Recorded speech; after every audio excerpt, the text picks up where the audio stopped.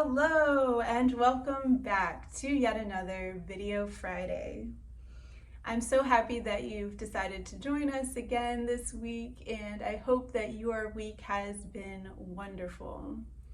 For those of you who are just now joining us for the first time, welcome. You've clicked on our weekly series where we talk about the mind, the body, and other related topics.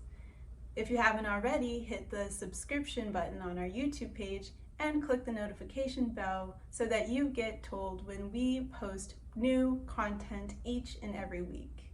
Today, we're talking about the anatomy of sound, so stay tuned.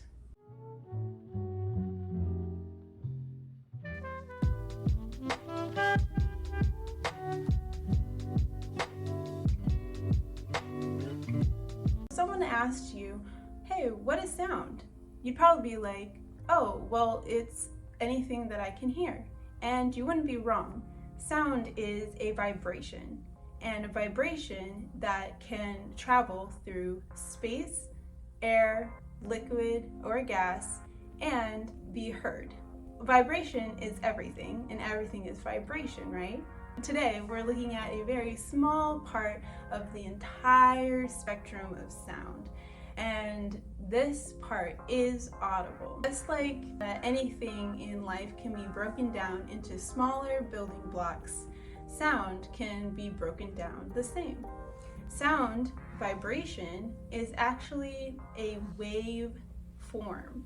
Now this wave form would travel out of, say, the speaker, and the way that it's being pushed and pulled back in allows the waveform to travel and reach your ear.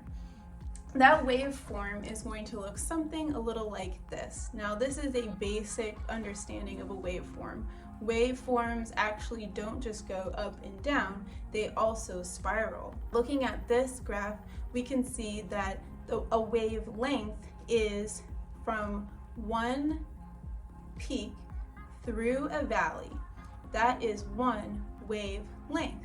And in this picture, we see that there are several wavelengths put together, and that is what makes our wave travel through the air to our ear. In this peak, the air is being compressed, and in the valley, the air is being refracted, meaning that when the air is being pressed, the speaker is pushing out the air and it is packing that air in. When the speaker pulls back in to get ready to push the vibration out again, it is actually refracting the air, so it's allowing space to exist between the particles of air. You can get a better understanding of that with this picture, where we see that, okay, the air, here is one wavelength where the air is being pushed out, pulled back in, pushed out, pulled back in, and you can see the areas of the particle movement where it's very open, pushed out, and then compressed as the speaker pulls back in, and then very open, pushed out, and very compressed as the speaker pulls the particles of air back in. And basically this is happening over and over and over again when you're listening to music, or you're listening to someone speak, or whatever the sound source is. So just as we can measure length in feet or inches, we could measure sound in Hertz. So the frequency, the rate at which these wavelengths are traveling, can be measured by Hertz, which is 1 cycle per second, meaning that one cycle, a rise and a fall of the waveform, that one wavelength is happening one time during 1 second. That is 1 Hertz. If 1 Hertz had a sound, the rate would sound boop, boop, boop, boop, boop, boop.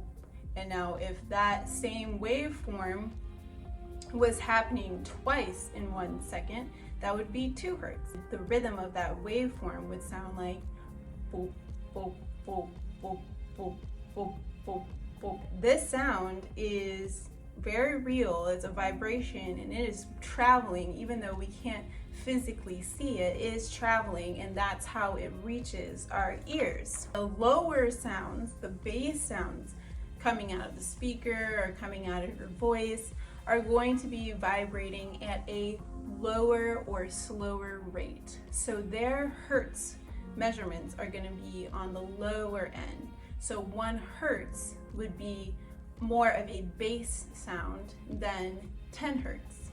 10 Hertz would be closer to treble or the higher pitch sounds, which have more wave lengths, more completion of wave cycles in 1 second. We can actually get an understanding of what this means or how the different things in our world push out or create wavelengths by highlighting some common Hertz measurements. Our lowest Hertz measurement can be seen in our brain. So our brain actually pushes out electromagnetic waves, which are vibrations that are moving mostly at such a low, slow pace that we can't hear them. Our lowest brainwave state, delta, is actually less than 1 Hertz. It's 0.4 Hertz. Delta is going to be very, very, very, very low, beyond the audible range of humans. That wavelength is going to be very long and be moving very slowly.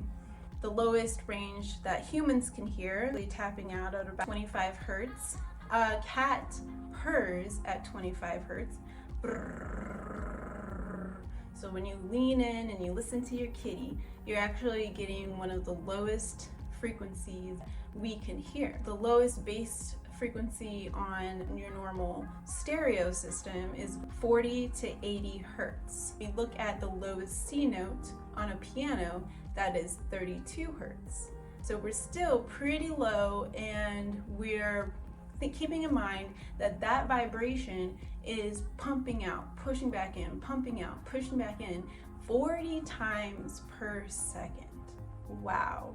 The average human voice, which talks around 250 Hertz. 250 Hertz is the measurement for the range at which we can hear another voice, but we actually need higher frequencies than that to be able to understand what a person is saying.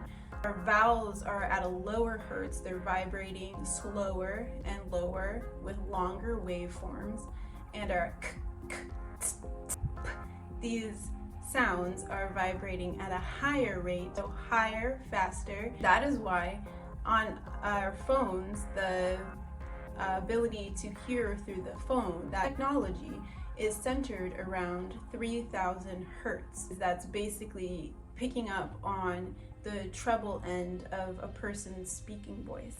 Above 3000 Hertz, we have a treble range on a stereo system, which is typically between 3,000 and 5,000 Hertz.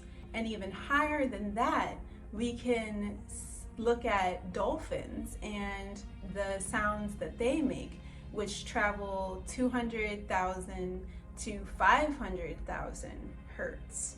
So 500,000 times in and out, in and out, in and out in just 1 second. That's incredible. Dolphins are amazing. I hope that you learned a little bit more about the anatomy of sound today and can marvel at the mind-blowing amazingness of how fast these vibrations are traveling all around us and within us. Next week, we'll talk about chakras, our body's energy centers, and their relationship to these frequencies. I hope to see you next week as we continue our 4-part series on sound. And as always, love deep, breathe deeper, and I will see you next week. Peace.